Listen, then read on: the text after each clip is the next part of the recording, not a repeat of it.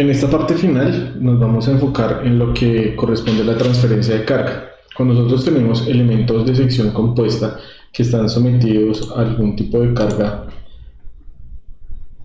axial, esta carga debe ser transferida de una manera correcta, de tal manera que esa fuerza pueda distribuirse y el elemento en compresión pueda funcionar adecuadamente.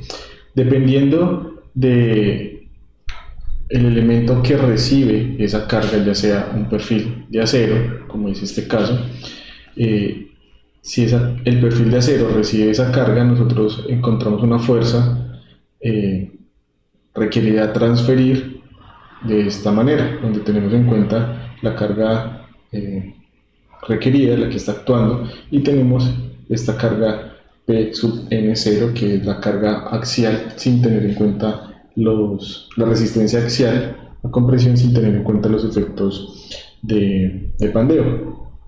Ahora, en el caso en el cual nosotros tenemos un elemento de concreto que es el que recibe la carga de compresión, tenemos dos opciones para calcular esa fuerza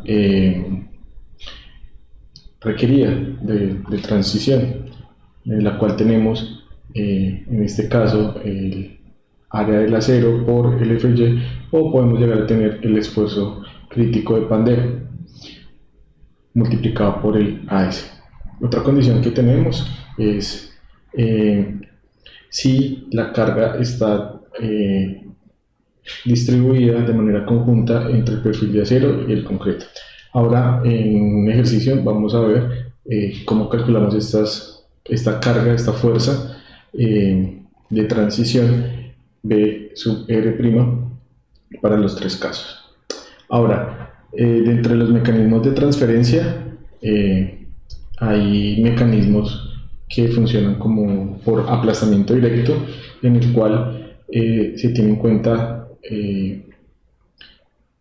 el área de concreto cargada multiplicada por el F'C por 1.7.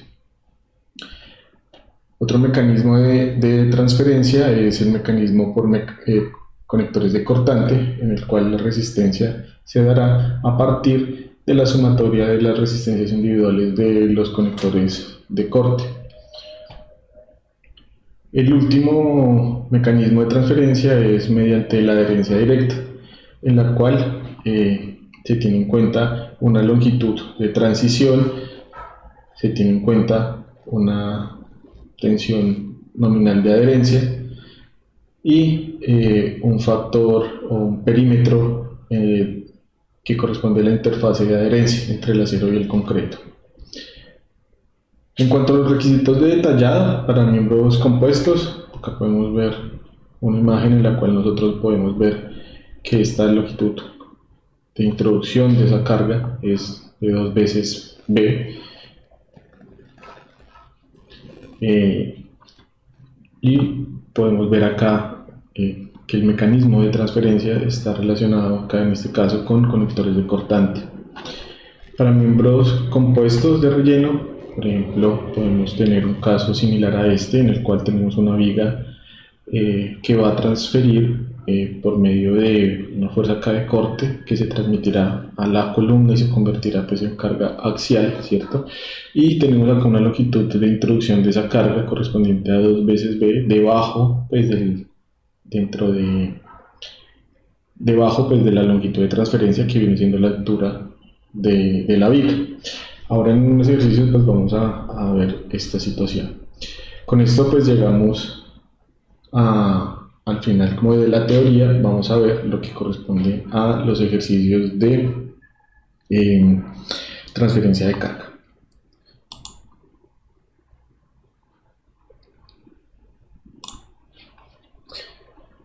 Con esto llegamos a lo que sería el final de la teoría o requisitos de transferencia de carga, teniendo en cuenta la fuerza B sub R que vamos a transferir. Vamos a tener en cuenta también el mecanismo de transferencia y el detallado que hay que cumplir de acuerdo a estas especificaciones. Ahora vamos a ver un ejercicio en el cual vamos a aplicar este último concepto de transferencia de carga. Bueno, en este último ejercicio tenemos la columna del ejercicio anterior, que es una columna embebida en el concreto. Entonces tenemos la misma metodología en la cual tenemos unos datos de entrada. No voy a detallar mucho esto porque ya lo vimos en el ejercicio anterior. Y me voy a saltar acá a esta parte en la cual calculamos la resistencia a la compresión sin tener en cuenta los efectos de la esbeltez, que viene siendo el parámetro P sub n0. En este caso tenemos acá 15.357 kilonewtons, y vamos a ver lo que sería el cálculo de esa fuerza que tenemos que transferir dependiendo del mecanismo de transferencia. Entonces nosotros tenemos acá, si la carga está aplicada directamente en el perfil de acero, vemos que la fuerza que tenemos que transferir sería esta, en la cual tenemos pues acá la carga que actúa. Estamos trabajando para un ejercicio en el cual están actuando 4.000 kilonewtons, y tendríamos que transferir una fuerza de 3.228 kilonewtons. Si la carga es aplicada directamente en el concreto, la fuerza que tendríamos que transferir sería 771 kilonewtons, aplicando pues la fórmula que veíamos anteriormente. Y el caso, digamos, el caso C, en el cual tenemos una carga aplicada directamente de manera simultánea en el concreto y en el acero. En este caso pues es una placa muy rígida. Tenemos en cuenta el módulo de elasticidad de ese perfil de acero, de esa lámina de acero, y tenemos en cuenta también el módulo de elasticidad del concreto.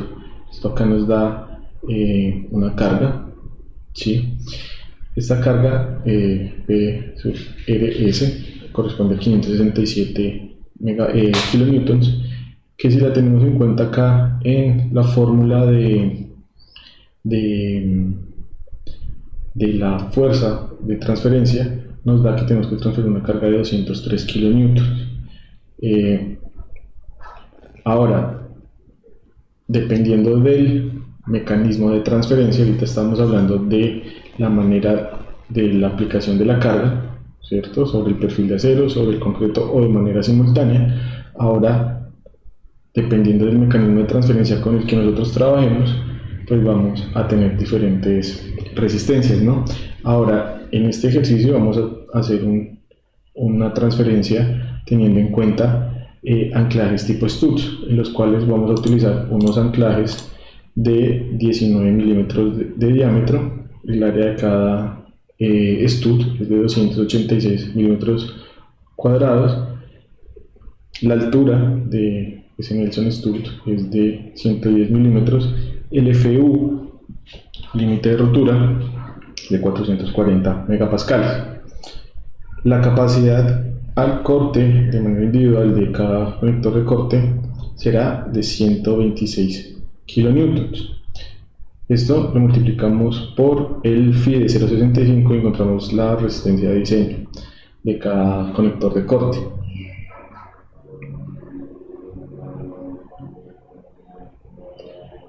Vamos a calcular el número de anclajes o de conectores de cortante, en el cual tenemos que trabajar con una fuerza de transferencia. En este caso vamos a trabajar con la fuerza del caso B. Miremos acá un momentico, vamos a trabajar con esta, como si este fuera el método de aplicación de la carga, y nos da que necesitaríamos 9 studs, ¿sí? Acá está pues la capacidad individual de la resistencia de diseño de cada conector de corte. Entonces la fuerza que tenemos que transferir dividido la capacidad de cada uno nos da que tenemos 9. Asumimos que vamos a poner 20 debido a que serán dos filas. Ya vamos a ver el dibujo. Entonces hacemos aquí un cambio de variable y ponemos que el número de studs será igual a 20. Ahora, la longitud de introducción de esa carga, según el numeral I64A, será 2 veces la altura del perfil. Para este caso será 1220 milímetros. La separación máxima longitudinal, nosotros aquí vamos a plantear una distancia de conectores de 150 milímetros. Y acá voy a plantear que un grupo de studs de 4, que corresponde a este detalle, que está aquí en la parte inferior, grupo 1, 2, 3, 4 studs.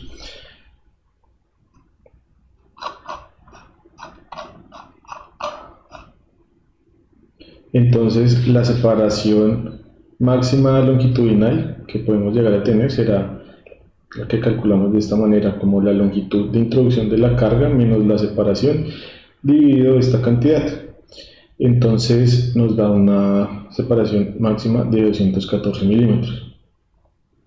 Ahora hacemos lo que sería la revisión de las limitaciones y especificaciones que nos indica el numeral I64A, I81 e I83, en las cuales nos hablan que los anclajes deben ser ubicados en al menos 2 caras del perfil de acero, en una configuración preferiblemente simétrica. Si nosotros miramos esto, este detalle, vemos que el perfil tiene conectores en sus 2 caras, entonces está cumpliendo ese numeral. El diámetro máximo de los studs será menor a 2.5 veces el espesor del patín. Entonces hacemos esa revisión y nos da que está cumpliendo. La mínima relación entre el stud y la altura del stud, la mínima relación entre la altura del stud y el diámetro del stud tiene que ser menor a 5. Entonces, mayor a 5, porque tiene que tener un comportamiento, tiene que poderse flectar el perno, no tiene que ser una falla frágil. Entonces, esto nos da que si cumple esa relación es mayor a 5. Ahora, el recubrimiento libre lateral del concreto tiene que ser mínimo 38 milímetros. Nosotros acá tenemos la separación transversal, el diámetro de la cabeza del stud 38, acá hacemos el chequeo del recubrimiento libre y nos da que estamos utilizando un recubrimiento de 236, el cual es mayor al mínimo de 38. Ahora, otro chequeo que tenemos que hacer es el mínimo espaciamiento del stud. El mínimo espaciamiento es 4 veces el diámetro del stud. Esto corresponde a 76.4 milímetros. Nosotros estamos utilizando una separación mayor. Separación transversal de 100 respecto a 76. Y en sentido longitudinal también estamos cumpliendo. Ahora, el máximo espaciamiento entre los studs dice que tiene que ser 32 veces el diámetro como máximo. Y nosotros tenemos una separación mucho menor de 611. Por ese lado estamos cumpliendo. El recubrimiento libre por encima de la cabeza del stud. Hacemos el cálculo y vemos que tenemos un recubrimiento de 71, que es mayor a los 38 milímetros. Por ese lado también estamos cumpliendo. Una vez nosotros hacemos esos cálculos, nosotros podemos partir también incluso de un esquema y hacer este esquema en el cual tenemos una sección transversal para hacer donde se ve la separación longitudinal de los conectores, el distanciamiento al borde del perfil. Podemos ver acá las alturas H1, H2, H medios, H2 medios, y podemos hacer también una proyección de lo que sería esa área, ese volumen, el cual se estaría oponiendo y sobre el cual nosotros calcularíamos la resistencia. Entonces acá vemos que la distancia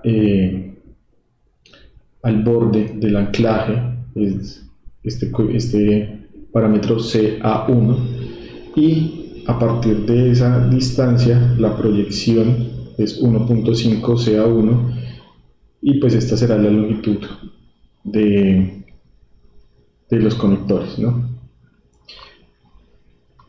Entonces, teniendo en cuenta ese esquema, nosotros procedemos a hacer lo que sería el cálculo al arrancamiento del concreto. Entonces, una vez llegamos al cálculo de la resistencia al arrancamiento del concreto, tenemos que tener en cuenta que este chequeo está basado en el capítulo 17 de la CI 318. Entonces, acá voy a saltarme un momento y les voy a mostrar el capítulo 17 en el numeral 5.2, en el cual nosotros podemos encontrar lo relacionado con el cálculo del arrancamiento del concreto de anclajes acortante. Entonces, en este numeral nosotros encontramos una fórmula principal en la cual tenemos la ecuación de la resistencia del grupo de anclajes, que podemos ver acá dos parámetros importantes, que son el A sub BC y el A sub BCO, que son unas relaciones de área, y un grupo de coeficientes psi que están relacionados con unas condiciones de borde y de aplicación de la carga. Y el último parámetro, que es el B sub B, que es un parámetro o una resistencia básica del anclaje.